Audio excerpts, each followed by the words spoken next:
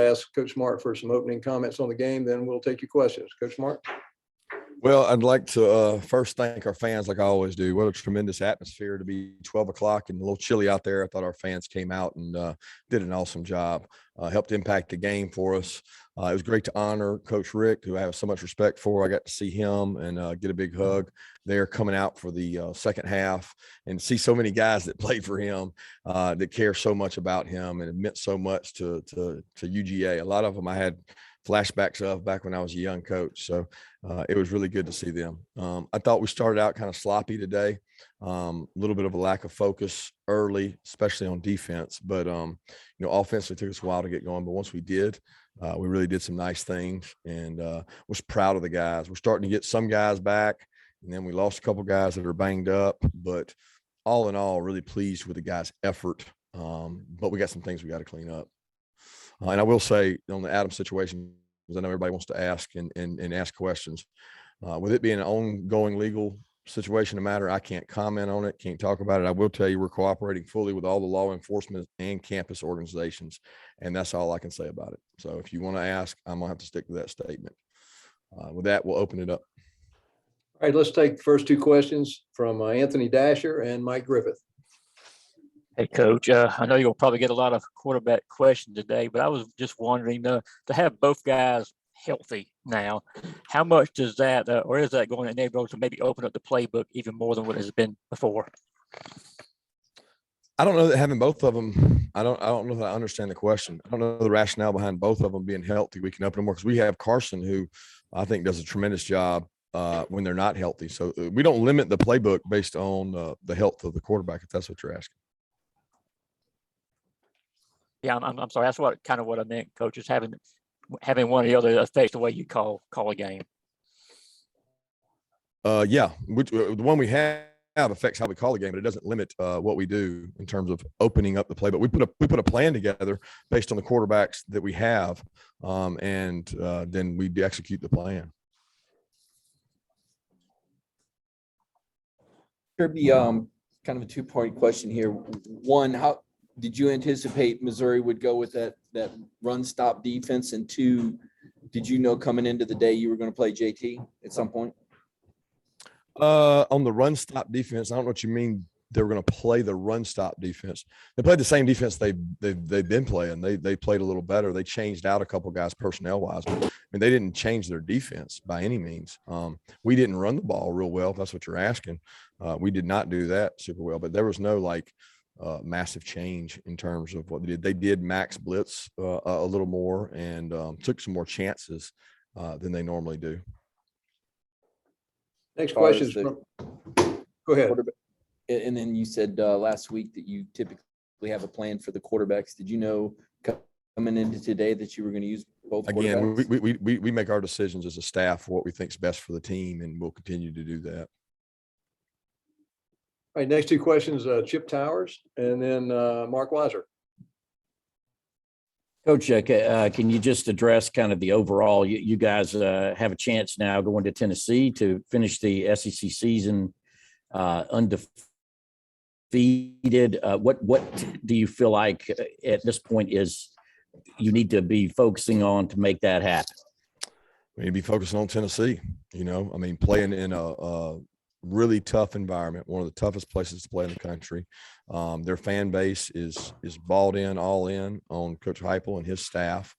It will be a tremendous atmosphere and opportunity in which so many other conferences don't have teams that maybe aren't in the hunt for, maybe an SEC championship that have that much passion that they're going to sell it out and be really loud. It will be a great atmosphere, and our players will need to prepare for it. We will need to prepare our players for it. It's going to be a really tough physical game. They've got a really good football team. I've been able to watch them play, several weeks that we've either been off or we had this early game and you get to see them at night, and they've actually played a lot better than some of their scores indicate.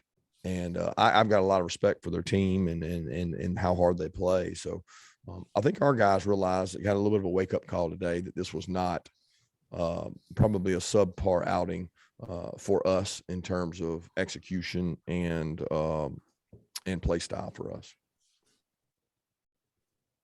Thank you. Kirby, I want to ask you how you think Broderick Jones did without Jamari in there and Robert Beal playing a lot more with Anderson not playing? Hard to say without seeing it. I know we had a couple comments on the headphones with Matt about Broderick. He had a couple missed assignments or lack of focus plays where he could have gotten up on a guy and helped a little bit in the run game, but I'll reserve judgment until I see it. It's kind of the same way with Adam. He played considerable more snaps. MJ played more snaps, and so did Chaz. But I can't sit here and tell you exactly how we played. I know we didn't play to the standard that we would like to play to on defense in terms of turnovers and rushing defense. And next two questions from Charles Odom and then Seth Emerson. Could you talk about the final sequence of plays for your defense? Obviously, the game is decided, but there's some pride factors on the line. Were some of your starters lobbying you to get back in the game here? They didn't come to me. I think they know the answer to that. They did cheer on those other guys, and in the huddle, they really encouraged them, and they take so much pride in keeping the scoring down that I thought the guys were all over there coaching them, going over the points of emphasis, the nuggets, the red area, things we go over on Wednesday. We spend 15, 20 minutes on red area going over top plays.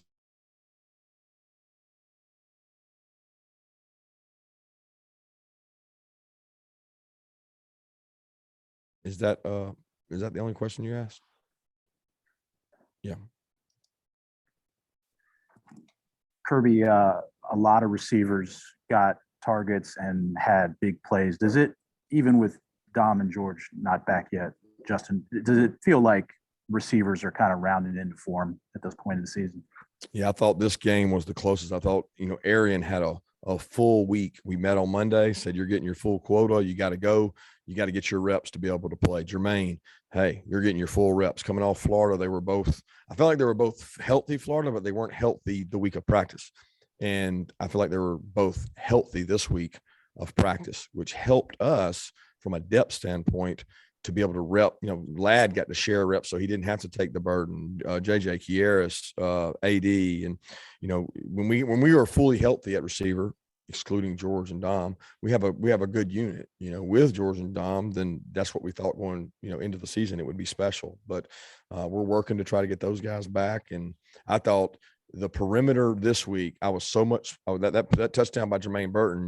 Nobody talks about it. Kieras goes out and throws a great block, and so did AD to get Jermaine untouched into the end zone. That to me is the ultimate sign of selflessness at receiver. And next question, Jake Rowe, and then to Dean Legge. Kirby, as far as kind of what you guys are doing defensively, does the loss of Adam and the fact that he's absent right now, does that maybe put more not just on Robert Beal's play, but on other linebackers' play, like maybe a Quay Walker or a Channing Tindall? Not really those guys. I would say Robert Beal. Yeah, he played more snaps. It's allowed some of our inside guys to go outside and rep. Warren is bumped out, played outside some. MJ's played more. Chaz has played more. So it's not a burden on the inside backers, no, but it probably is a little more on the outside guys.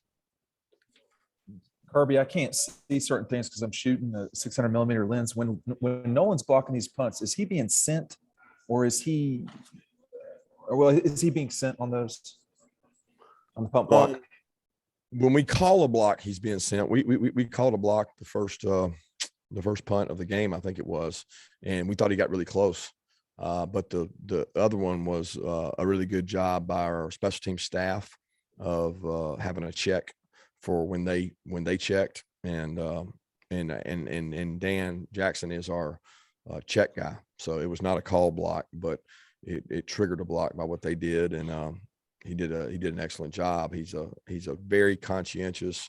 He takes pride in the units he's on, and it was a really big play. Next question to Palmer Toms, and then to Drew Hubbard. Kirby, obviously you haven't seen the tape, but going back and seeing what you saw today from JT, what were your initial impressions of his return to the field? I know he did a nice job while he wasn't in the game. He was over by me calling out the defenses, the checks, going through them like he was playing the game. And to hear him call out the coverages and the checks and know exactly what he's planning on going to, it was really good. It gives you a lot of confidence in him when he's over there making those and talking to Stetson when he comes off the field. Thought he had really good command of the offense when he went in. He's got great poise in the pocket. Did a tremendous job. Got a little unfortunate on the tip ball, a little off on Jermaine, and then hit Jermaine in the hands, and then it bounced off and ricocheted to end up being a pick. Kirby, obviously Missouri played on both Brady and Tyler. What was the difference like defensively when they would roll out either Brady Cook or Tyler Macon today?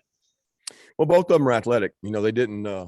They probably used Cook more to run than I would have thought. I think he's a better athlete maybe than we gave him credit for. We knew Macon was a really good athlete. They moved the pocket and they used the quarterback in the run game, which is to get an extra hat. That's what you have to do, and they did a nice job of doing that. All right, let's take the next question from Davis Baker, and then we'll go to Connor Riley. Hey, Kirby, going off that question, just why did you think that they were successful specifically running on third down, and how did you guys adjust to stop it? Why were they successful on third down? I felt like we were running up the field. We had 2 times that we didn't get in our gaps, and you have to have discipline. Everybody on the defense has to do their job, or you have a hole. And we had a couple holes there early where they gashed us because we had guys running up the field. You can't do that and be a good defense. You can't be selfish. You've got to buy into your job and execute your job. And I think when we go back and watch tape, we'll find guys that maybe didn't do their job.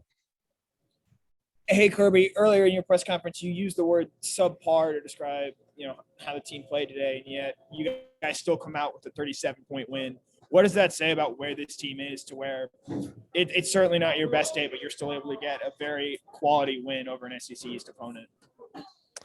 I don't know what it says. It says that the players on our team certainly felt that way because it was addressed in the locker room after the game, and some of those guys stood up and didn't feel like it was our best effort, and it was a little lackadaisical at times, but some of that was more defensive than offensive, in my opinion. We didn't run the ball the way we wanted to, but we were explosive. Let's go to Jed May, and then we'll see if Allison has a question. Yeah, Kirby, just talking about Missouri, especially Cook, I guess, being able to run the ball, just how much more difficult does it make it for you guys when a quarterback's able to do that? And how does that affect, or does it affect, I guess, how you call the defense on the sidelines? Yeah, when the quarterback can run the ball, you got to treat it like an extra hat. You got to use an extra person in the run game to try to stop them. We're usually pretty good at that because we're really physical up front, but somebody's got to win on both sides of a block if the quarterback's running the ball. You can't be in a one-gap defense and expect the quarterback not to find an open hole. You just don't have enough men. They packaged some quarterback runs with bubbles and throws where they make it hard to be right if you don't win physically up front. And there were some holes in there that we didn't play well. Kirby, I saw you tweeting the world champs, and then Jock Peterson was here today. I didn't know if you had a chance to talk to him. And also, just how important is it for your guys to see a team win a championship and be surrounded by that energy? Stetson said that energy kind of bleeds in from Atlanta to Georgia, and especially what you guys are trying to do this year.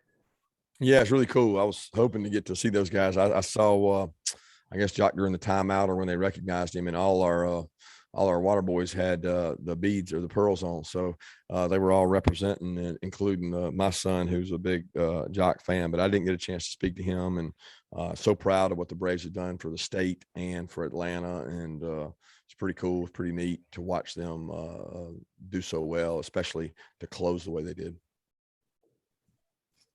All right, we've got time for a couple of more questions. Emily, do you have a question? And then we'll check with Mark Bradley.